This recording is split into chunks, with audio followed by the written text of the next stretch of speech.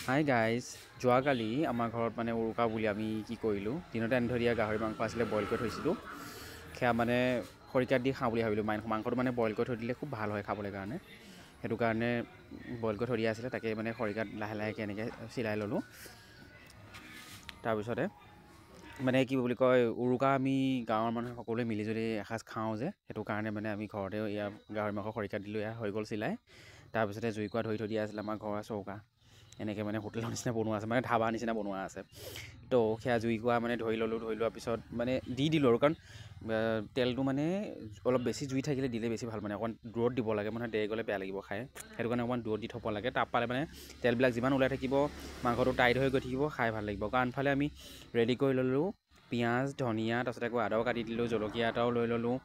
তাৰপিছতে সেয়া মাংস হৈছে লাহে লাহে, মাহঁতেও বহুত লগত মিলি পেলাই পিঠা বনাই আছে, মানে ঢেঁকীও আছে বাহিৰৰ চৌকাত মানে বনাই আছে, জুইও ফুৱাই আছে, ঢেঁকীটোও আছে, চবে বহিও আছে তাতে, মানে ভালো লাগিছে। এতিয়া গাহৰি মাংসখিনি হৈ গ'ল, হৈ যোৱাৰ পিছত লাহে লাহেকৈ এপিচ এপিচকৈ খুলি ল'ম। দেখিছেনে, লাহে লাহেকৈ এপিচ এপিচ খুলি লৈছোঁ। তাৰপিছত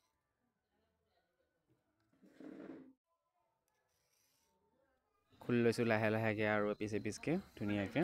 তাৰপিছত সেয়া পিচকেইটা উলিয়াই হোৱাৰ পিছত আমি কি কৰিম, সেই পিচকেইটা আৰু সৰু সৰুকৈ কাটিম, কাৰণ মানে ইয়াতকৈ আৰু সৰু হ'লে মানে খাই বেছি ভাল লাগিব, মানুহৰ মানে ভগাবলৈও ভাল হ'ব।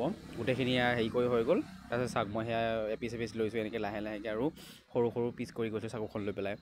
তাৰমানে এনেকৈ সৰু সৰু পিচ কৰিলে নিমখো দিলে মানে ভাল লাগে খাই, আৰু মানে ধুনীয়াকৈ মছলাখিনি গোন্ধটোও সোমাই যায়। মছলা মানে কি আৰু, এইখিনি যিখিনি ধনিয়া আৰু পিঁয়াজ যিখিনি দিছোঁ, সেইখিনি মানে গোন্ধটো মানে মিক্স হ'লে খাই ভাল লাগিব। তো সেয়া মই কি কৰিলোঁ, ধুনীয়াকৈ সৰু সৰুকৈ পিচ কৰি কাটি লৈছোঁ। চাওক এনেকৈ, যদি আপোনালোকে কোনোদিন খোৱা নাই খাব পাৰে, গাহৰি মাংস যোনে যোনে খায়, যাৰ গাহৰি মাংস প্ৰিয়, এনেকৈ যদি খাব মন গৈছে এনেকৈ খাব পাৰে।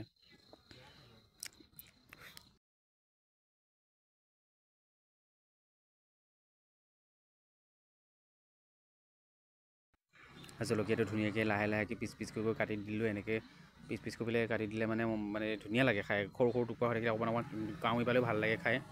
তাৰপিছতে সেয়া হৈ গ'ল, নিমখো দিছোঁ। সেয়া নিমখখিনি ধুনীয়াকৈ আমি মিলাই ল'ম।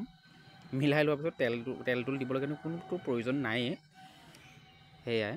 তাৰপিছতে সেয়া মিলাই দিলোঁ।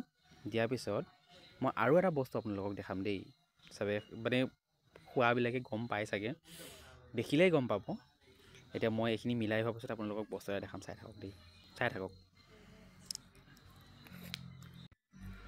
মই আকৌ গ'লোঁ, যোৱাৰ পিছত আমাৰ সৰু বৌয়ে কাম এটা কৰি আছে। এইটো সাজটো আমাৰ ঘৰতে বনোৱা, বিহু বুলি আমাৰ ঘৰত মানে থাকে, বিহু আৰু সকাম যিমান ডাঙৰ কাম হ'লে মানে আমাৰ এইটো বস্তুটো লাগেই। সেইটো কাৰণে সৰু বৌয়ে আমাক অকণমান ধুনীয়াকৈ উলিয়াই দিলে। তাৰপিছত আমি কি কৰিলোঁ, মাংসকণত নেমু অকণমান, আকৌ নেমুৰ ৰস অকণমান দি লৈছোঁ। নেমুৰ ৰস অকণমান দিলে মানে সোৱাদটো বেছি ভাল হ'ব, কাৰণ নেমুৰ গোন্ধটো কিমান ধুনীয়া আমি সকলোৱে গম পাওঁ, আমাৰ কাজি নেমুৰটো গোন্ধ কিমান ধুনীয়া হয়। তাৰপিছত সেই মগটো, যিটো মগত আমাৰ সৰু বৌয়ে উলিয়াই দিছিলে, এইখিনি সাজখিনি আমি ধুনীয়াকৈ দুটা গ্লাছত বাকি ল'লোঁ। তাৰপিছত আমি দুটাই মানে খাম আৰু এতিয়া আপোনালোকে চাই থাকিব। Thank U.